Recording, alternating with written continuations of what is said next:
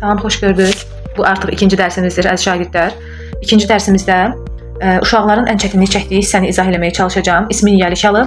İsmi yiyəlik halında imtahan suallarında çox istifadə olunur və uşaqların çaşdırıcı hissələr ki var testlərdə, xüsusilə o hissələri izah etməyə çalışacağam ki, test işləyəndə çətinlik çəkməsinlər. Bir neçə dərs izahından sonra artıq müəyyən sinif testlərindən, toplu testlərindən, 9 illik testlərdən test üzərində izahlar verəcəm. Possessive case of noun. Of noun ismi yiyəlik halı. İsmi yiyəlik halı bilirik ki, iki yolla düzəlir. Birinci yol apostrof s, bir də apostrofdur. İkinci yol isə isim üstəgəl of, üstəgəl isim yolu ilə düzəlir. Birinci yolun o xırdalıqları var. İndi onu izah edəcəm, amma ikinci yoldan sadəcə qısa məlumat verim ki, məsələn deyirik ki, the door of the room. Ümumiyyətlə yiyəlik hal deyəndə nə nəzərdə tuturuq tərcümə olaraq? In, un, ün. Baxın, otağın qapısı deyirəm.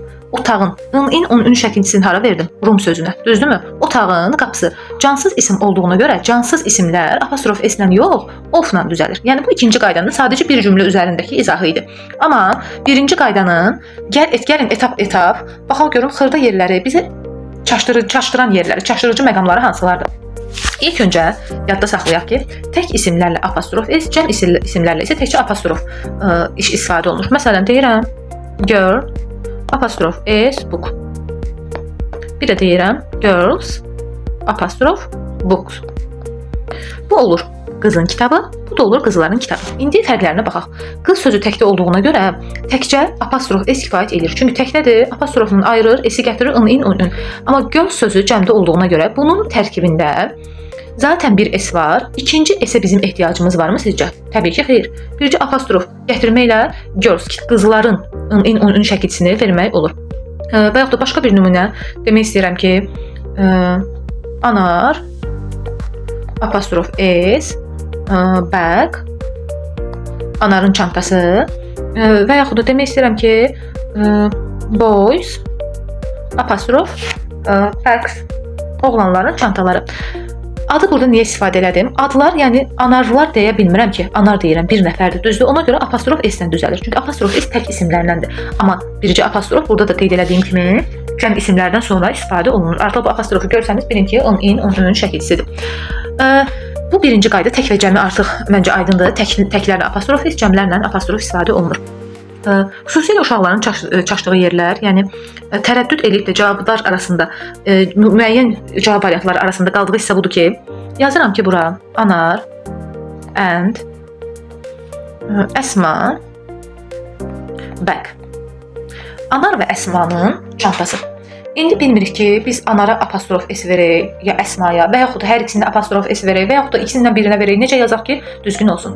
Belə sual tipləri görəndə uşaqlar, gedib birinci baxırsınız bag sözünə. Bag sözü təkdədir, düzdürmü? Anar və əsma ikisinə ortaqlı bir çanta istifadə edirlər. Eləsə bilin ki, balaca bir çantaları var. İki uşaq bir çantadan ortaqlı istifadə edirlər. Məsələn deyirəm. O zaman ortaqlı istifadə olunursa, tutalım belə deyək, bağçaya gedirlər, səhər bir aparır, axşam günorta gəlir bir aparır. O zaman təkcə əsmaya qoysan, apostrof s kifayətdir. Çünki ortaqlı istifadə olunduğuna görə anarda ayrı, əsmada ayrı çanta yoxdur. İkisində bir çantadır. İkisində yəni ortaqlı bir çantadır. Əgər mən anar and əsma bags yazsam, diqqətlə baxırsınız, bags yazsam, baxın, çantalar cəmdədir. Deməli, cəmdə olduğuna görə varlığımız anar və əsmanın çantaları deməli anara ayrı çantadır. Bu çantanın biri, baxın, bu anara uyğun oldu, apostrof s. İkinci çanta isə əsmaya aid oldu. Sadəcə və sadəcə sonuncu varlığımıza baxırıq. Sonuncu varlıq təkdədirsə, biz də təkcə sonuncu adı veririk. Amma varlığımız cəmdədirsə, hər ikisinə apostrof s veririk. Burada mən indi iki adı yazmışam. Burada anar yaza bilərsiniz, əsma yaza bilərsiniz, emin yaza bilərsiniz, 3-4 dənə ad da gələ bilər. Yəni yenə də onda varlığa baxırsınız. Adın çox olmasının fərqi yoxdur. Yəni varlıq təkdədirsə, sadəcə sonuncu ada gətirib apostrof s yazırıq, amma cəmdədirsə hərəsini ayrı-ayrı. Belə bir cümlədə görə bilərsiniz. Sevinç and sevi mother. Həmçinin də sevinç and sevi mothers. Burada da sizcə hansı qayda ilə tapırıq? videonu dayandırıb sualı özünüz üçün cavablayıb, sonra yenidən mənim izahımı dinləyə bilərsiniz. Sevinç and Sevil mother burada yazılıbsa, uşaqlar, ana təkdədirsə, deməli bir anadan söhbət gedir. Sevinç və Sevilin anası. Yəni ikisinin, bir ananın iki evladıdır. Yəni iki bacı sayılırlar bunlar. Hardan bildim? Ona görə ki, mother'da s yoxdur. Bir dənə gətirib apostrof s verirəm Sevilə. Amma burada Sevinç and Sevil mothers. Baxın, Sevinç və Sevilin anaları. Buradan məlum olur ki, bizə Sevincin anası fərqli bir qadındır. Sevilin anası fərqli bir qadındır. Ona görə də hər ikisinə apostrof s istifadə edirəm. Bu ikinci qayda. Ümid edirəm, aydın oldu. İndi buranı silək uşaqlar. Növbəti qaydasını izah edeyim. Biz dediyim kimi adlarla da istifadə edirik. Əgər belə bir test nümunəsi verilsə, xüsusilə xarici adlarla verilir, bilirsiniz testlərdə. Brown. Bir də Browns. Baxın uşaqlar, bunu diqqətlə dinləyin və qarışdırmayın. Bu izaha diqqətlə qulaq assanız, siz ümumiyyətlə positive case-i heç bir səhvsiz falansız testi yaza biləcəksiniz. Mr. Brown, Mrs. Brown, hər halda hamımız bilir ki, Mr. Cənab, Mrs. Xanım mənasını verir. Cənab Brown'un yazıram evi. Cənab Brown deyəndə bir nəfərdən danışdığıma görə, təbii ki, ad olduğuna görə apostrof istifadə edirəm. Və yaxud da xanım Brown'un evi deyirəmsə, apostrof istifadə edirəm. Amma The Browns deyəndə, baxın uşaqlar, bu da sizə elə bil ki, bir növ açar hərf kimi olsun beyninizdə ki, sonunda S var. Niyə S var? Deməli, bu soyaddır. The Browns, Brownlar ailəsindən söhbət gedir. Browns house. Bura bir dənə apostrof gətirirəm. Nəyə görə? Çünki tərkibində zaten bir S var. Növbəti S-ə ehtiyac yoxdur. The Browns house. Əgər siz cümləni testdə belə bir şey görsəniz uşaqlar, baxın belə bir şey. Browns yazıb apostrof house. Düzdür, baxarsınız, görərsiniz ki, S var, yəni ki, cəmlik var tərkibində və sonra da bir apostrof var. Düzdür, elə mən bunu götürüm variantını. Xeyr, bu soyaddır. Soyadları yadda saxlayın. Z-siz heç zaman işlənmir. Hər zaman soyadların əvvəlində bir Z artikli olur.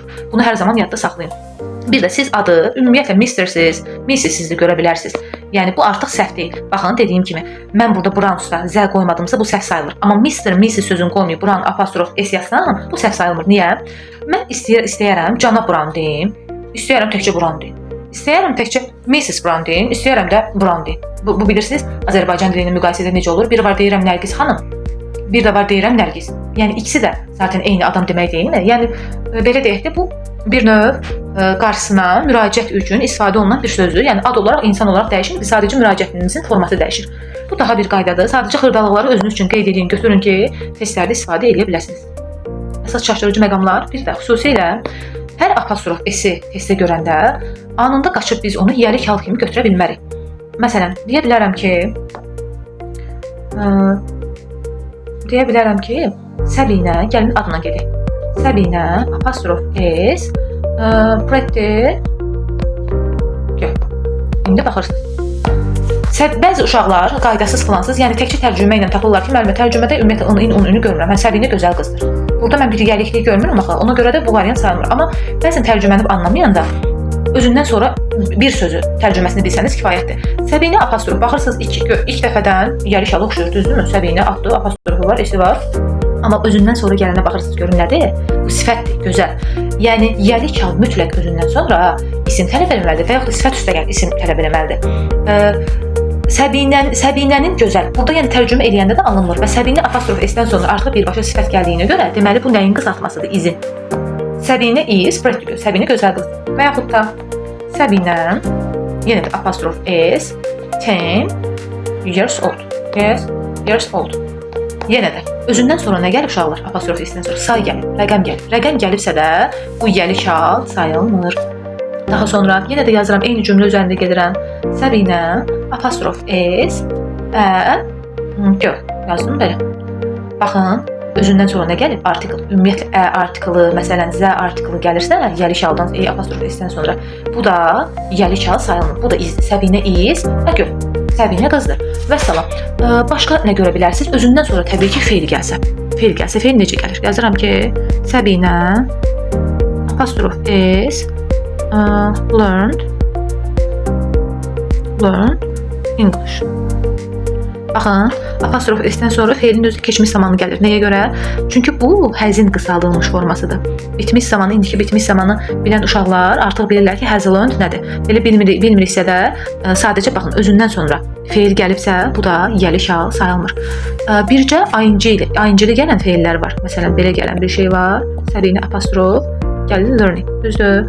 İndi buradakı xırdalığı izah edəcəm. Bu cümləni saxlayıram. Sadəcə yadda saxlayın. Apostrof s-dən sonra rəqəm gələrsə, əzə artiklı gələrsə, feil gələrsə, sonra söz önləri, həmçinin in, on, at, bu söz önləri gələrsə və s. söz önləri. Yəni bunlar yəlik hal sayılmır uşaqlar. Bir də qotu da görə bilərsiniz. Has got, have got-dan məsələn səbinə, bura əzə yoxdur. Yazıram ki, got. Düzdür? Bu got nədir? Has got-un qısaldılmasıdır da. Səbinəs got, səbinənin qızı var. Görürsüz? Tamam başqa mənaya gəldi. Yəni bu həzin qısaltmasıdır. Bu da qotdan bilmək olur. Bununla has got, have got ibtidai siniflərdən artıq danışıq dilində biz keçirik, istifadə edirik.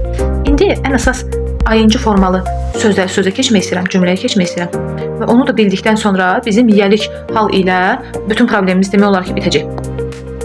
Əsas qaydaları bildik. Bir də uşaqlar, let sözünü görəcəksiniz testlərdə.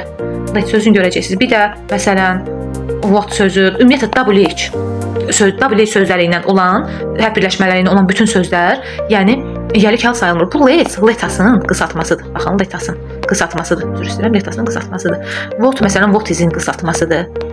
Bir də ümumiyyətlə apostrof s-dən sonra fond of görə bilərsiniz. Fond of sevmək. Bir də to be going to var. Going to. Baxın, bu bir söz birləşməsidir. Bunları, bu sözləri yəni görsəniz, söz birləşmələrini görsəniz, yəni bunlar yəlik hal deyil. Zaten baxanda da bilinir ki, feildir. Bir də ki, əvəzliklərdə she is olsun və yaxud da it is olsun, he is olsun, hərəsində bir nümunə yazıram. Yəni bunlar ən sadə formalardır. Bunları görsəniz bilin ki, bunlar yəlik hal deyil. Çünki əvəzliklərin zaten öz yəlik halları var. She-yə mən niyə ehtiyac duyum ki, mən bunu apostrof s-dən düzəltməyə? Zaten she-nin yəlik halı nədir? Her-dir. Bu avtomatik yəlik halı var. Bunun ehtiyacı yoxdur ki, mən bunu apostrof s-dən düzəldim. Bu qədər belə. Bir də ayıncılı formalarda izah edeyim sonuncu forma olaraq. Bu iki cümlədən biri yəlik hal hesab olunur, biri isə yox. Birində yəlik hal var, birində yox. Gəlin, baxaq. Apostrof s-dən sonra demişəm ki, mütləq, yəni isim gəlir, dediyi say gəlsə, əvəzlik gəlsə, proposition gəlsə, article, feil gəlsə, bu yəlik hal sayılmır. Baxırıq ilk cümləyə. Deyirik ki, apostrof s gəlib qaydasında özündən sonra ilk baxışdan bu feilin paltarını geyinmiş kimi görsənir. Baxın bu söz. Elə ki, feilin paltarını geyinib oturub burada apostrof s-dən sonra. Amma biz təkcə bəzən uşaqların səhvi harda olur? Bura kimi baxırlar, bura kimi.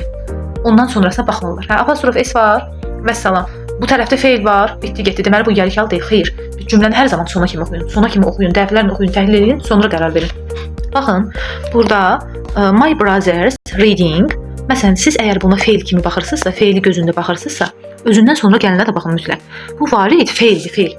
Yəni burada onsuz da deyirsinizsə bir feilin varsa, mən bu ikinci feili nə edirəm? Yanaşı. Yəni bunu mən nə edirəm? Əgər burada bu feili görürsünüz, hərəkət bildirən sözü görürsünüzsə, deməli siz şübhələnməlisiniz. Baxın bu sözdən. Bu hərəkət bildirən sözdür, bəs bu nədir? Bu gerunddur. İndi inşallah bir gün gerund dərsində izah edəcəm, ona da baxarsınız. Gerundu bilməyənlər sadəcə bunu yadda saxlasınlar ki, bu sözdən sonra ayıncını, hər ayıncı, yəni ing şəkilsini gördüyünüz söz, yəni feil deyil. Burada artıq bir feil var deyə, bu olur oxusu, yəni kitab oxumağı, oxusu. Bir isimləşmə gedir burada bir növ. Tərcümədə belə olur. Mənim qardaşımın oxuması, yəni oxusu, kitab oxusu, onun müəllimini narahat edirdi. Baxın, deməli burada qardaşımın oxusundan söhbət gedirsə, baxın, söz birləşməsi budur. Yəlik haldır, həqiqətən bu yəlik haldır. Olur bu positive case. Amma ikinci cümləyə baxın. Apostrof s-dən sonra yenə də bunu götürdük, deyək ki, tutalım feildir.